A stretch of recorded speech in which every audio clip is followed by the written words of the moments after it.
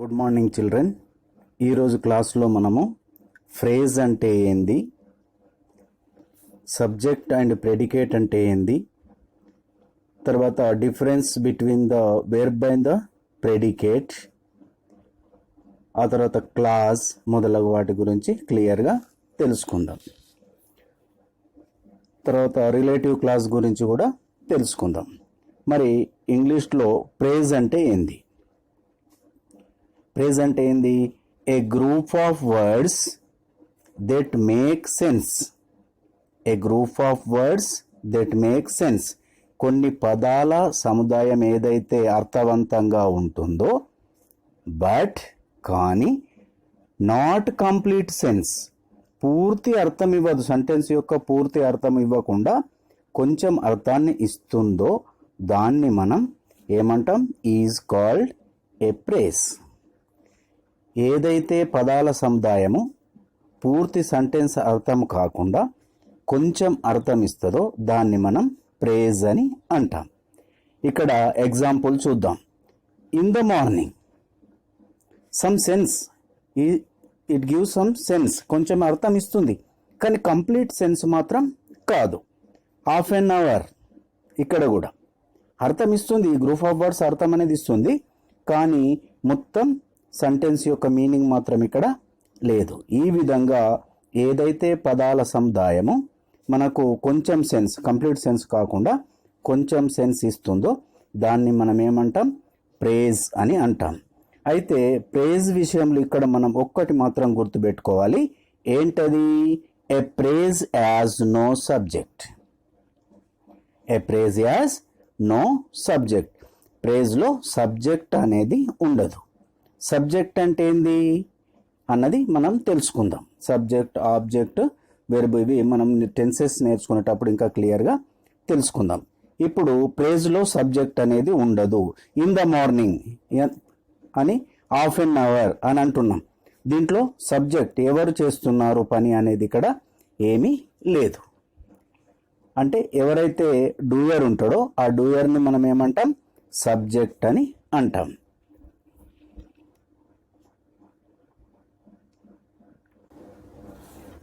ఇక second one, subject and predicate. Subject అంటే ఏంది, ప్రెడికేట్ అంటే ఏంది ఒక సెంటెన్స్ లోపట అనేది చూద్దాం. ఎవ్రీ కంప్లీట్ సెంటెన్స్, ప్రతి పూర్తి సెంటెన్స్ ఏదైతే ఉంటుందో ఫుల్ స్టాప్ వరకు, ఆ సెంటెన్స్ లోపట ఇట్ కాంటైన్స్ 2 పార్ట్స్, అందులో 2 పార్ట్స్ ఉంటాయి. ప్రతి కంప్లీట్ సెంటెన్స్ లోపట ఎన్ని పార్ట్స్ ఉంటాయి? 2. ఏంటవి? One is the subject, the another one is a predicate. ఒకటి సబ్జెక్టు, ఇంకొకటి ప్రెడికేట్. మరి సబ్జెక్ట్ ఏంది? The subject is what or whom the sentence is about. Sentence ఎవరి గురించి అయితే చెబుతుందో దానిని మనం సబ్జెక్ట్ అని అంటాం. The subject is that the person, place or thing that a sentence is about. ఆ యొక్క ప్లేస్, పర్సన్, థింగ్ గురించి అతను ఏం చేస్తున్నాడు, ఆ ఆ యొక్క ప్లేస్ ఏంది అనే దాని గురించి చెప్తుంది కదా. ఆ పర్సను, ప్లేసు, థింగే ఇక్కడ సబ్జెక్ట్. మీన్స్ అర్థం ఏంటంటే ఇక్కడ subject means nothing but the doer, పని చేసేవాడు లేదా చేసేది అనేది మనం గుర్తుపెట్టుకోవాలి. ఆ పని చేసేవాడిని మనం ఏమంటాం? సబ్జెక్ట్ అని అంటాం. మరి ప్రెడికేట్ అంటే ఏంది? Predicate is a part of sentence. Predicate is a part of sentence. అది సెంటెన్స్లో ఒక భాగము. ఏం చేస్తుంది అది? That give information about the subject. Predicate కంటే ముందర ఉన్న సబ్జెక్టు గురించి, ఆ సబ్జెక్టుకు సంబంధించిన ఇన్ఫర్మేషన్ ఇస్తుంది. దాన్నే మనం ఏమంటాం? ప్రెడికేట్ అని అంటాం. ఏ ప్రెడికేట్ మస్ట్ కాంటైన్ ఏ వెర్బ్. ప్రెడికేట్లో తప్పకుండా ఏముంటుంది? వెర్బ్ ఉంటుంది. Explaining what the subject does. ఆ సబ్జెక్ట్ ఏం చేస్తుందో మనకు ఈ ప్రెడికేట్లో ఉన్న వెర్బ్ అనేది వివరిస్తూ ఉంటుంది. A predicate contains a verb but may contain other words too. మరి ప్రెడికేట్లో ఒక వెర్బే ఉంటుందా? కాదు, వెర్బుతో పాటు మిగతా పదాలు కూడా ఉంటాయి. ఎగ్జాంపుల్ చూద్దాం. We went to market. We went to market, ఇది మొత్తం సెంటెన్స్.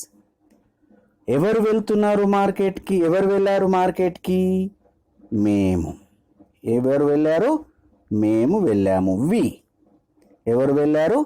మేము వెళ్ళాము. ఓకే, ఇక్కడ వి అనేది ఏంది? Subject. Vent to the market predicate. Vent to the market predicate, ఇది ప్రెడికేటు, వి అనేది సబ్జెక్ట్. చూడండి, ఈ ప్రెడికేట్లో సబ్జెక్ట్ను వదిలేస్తే మనం వీని పక్కకు పెట్టేస్తే మిగతా పార్ట్ ఏంది? పార్ట్ ఆఫ్ ద సెంటెన్స్ అన్నాం కదా. Predicate is a part of sentence, also it as a verb explaining what the subject does. ఆ సబ్జెక్ట్ ఏం చేస్తుందో చెప్తుంది ఆ వెర్బ్ అని కూడా అన్నాం. అంతేకాకుండా వెర్బ్తో పాటు మిగతా పదాలు కూడా దీంట్లో ఉంటాయి అని అన్నాం. వెంట్ అనే వెర్బ్ ఉంది, టు ద మార్కెట్ అనే ప్రేజ్ కూడా ఉంది మనకి ఇక్కడ. ఈ మిగతా పదాలు వెంట్తో పాటు టు ద మార్కెట్ అనే పదాలు కూడా ఉన్నాయి. ఈ వెంట్ టు ద మార్కెట్ అని ఉంది చూడండి, ఇది ఏం చెప్తుంది? ఈ సబ్జెక్ట్ ఎవరు, ఏం చేస్తున్నారు అనేది చెప్తుంది. ఆ విధంగా మనకు ఒక సెంటెన్స్లో సబ్జెక్ట్ ఉంటుంది, ప్రెడికేట్ కూడా ఉంటుంది. సబ్జెక్ట్ కాకుండా మిగతా పార్ట్ ఏదైతే ఉందో అది ఆ పార్ట్ ఆఫ్ సెంటెన్స్ని ఏమంటాం మనం? ప్రెడికేట్ అని అంటాం. మనం మొదట్లో తెలుసుకున్నాం కదా, every complete sentence contains two parts అని. ఒకటి సబ్జెక్టు, రెండు ప్రెడికేటు. ఈడ వి అనేది subject, went to the market అన్నది predicate. The difference between the verb and predicate ఇక్కడ చూద్దాం. ఎందుకంటే ప్రెడికేట్లో వెర్బ్ ఉంది కదా, మరి వెర్బ్ ప్రెడికేట్ డిఫరెన్స్ ఏంది? The difference is that a verb is a part of speech. Verb అనేది ఏంది? Part of speech. మనకు noun, pronoun, verb, adverb, adjective ఇట్లా ఉన్నాయి కదా, దాంట్లో వన్ ఆఫ్ ద పార్ట్ ఇది వెర్బ్. ఏ ప్రెడికేట్ అనేది ఏంది? Part of the sentence. ఆ టోటల్ సెంటెన్స్లో ఆ సబ్జెక్ట్ పోను మిగిలిన పార్ట్ను మనం ప్రెడికేట్ అని అంటాము. అంటే ఈ ప్రెడికేట్లోనే వెర్బ్ అనేది ఒక part. A predicate contains a verb. ప్రెడికేట్లో verb ఉంటుంది, ఇంకా ఏముంటాయి? అదర్ వర్డ్స్ టు, మిగతా పదాలు కూడా ఉంటాయి. వెర్బ్ ఉంటుంది ప్రెడికేట్లో, మిగతా పదాలు కూడా ఉంటాయి. మరి వెర్బ్ ఏం చేస్తుంది? ఇక్కడ సబ్జెక్ట్ ఏం చేస్తుండో మనకు వివరణ అనేది ఇస్తుంది. ఈ విధంగా మనకు క్లియర్గా అర్థమై ఉంటుంది కదా, సబ్జెక్ట్ అండ్ ప్రెడికేట్.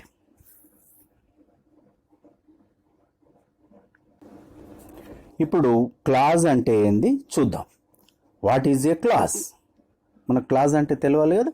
మనకు ప్రెడికేట్ అంటే తెలిసింది, సబ్జెక్ట్ కూడా తెలిసింది, ప్రేజ్ అంటే కూడా తెలిసింది. మరి క్లాజ్ అంటే ఏంది? ఇక్కడ ఒక సెంటెన్స్ ఉంది చూద్దాం.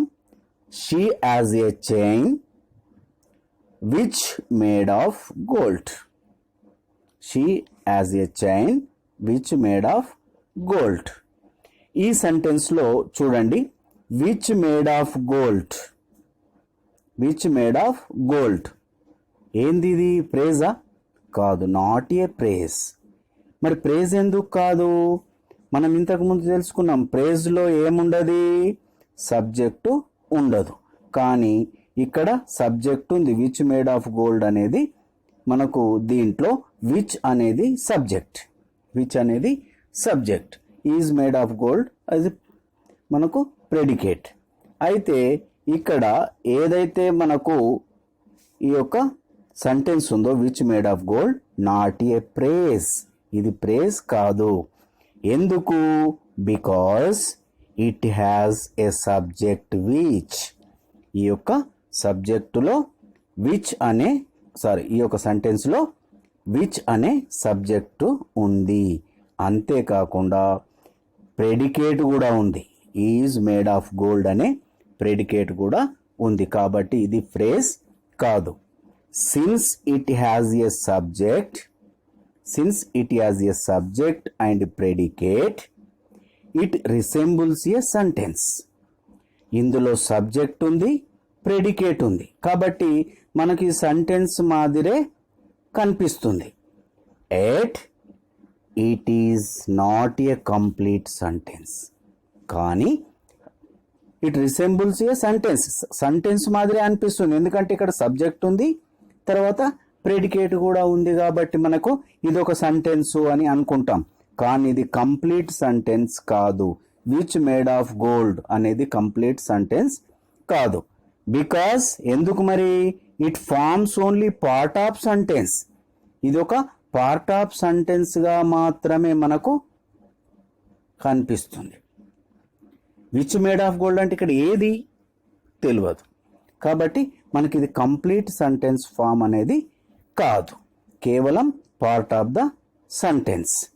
Such a group of words which forms a part of sentence, ఇలాంటి పదాల కలయిక ఏదైతే ఉందో అది ఏదైతే ఒక సెంటెన్స్గా ఫామ్ చేస్తుందో, and contains a subject and predicate, అలా సెంటెన్స్ ఇలాంటి పదాలు ఒక సెంటెన్స్గా ఫామ్ అవుతూ దానికి సబ్జెక్ట్ ఉంటుంది మరియు ప్రెడికేట్ కూడా ఉంటుందో దాన్ని మనం క్లాజ్ అనాలి.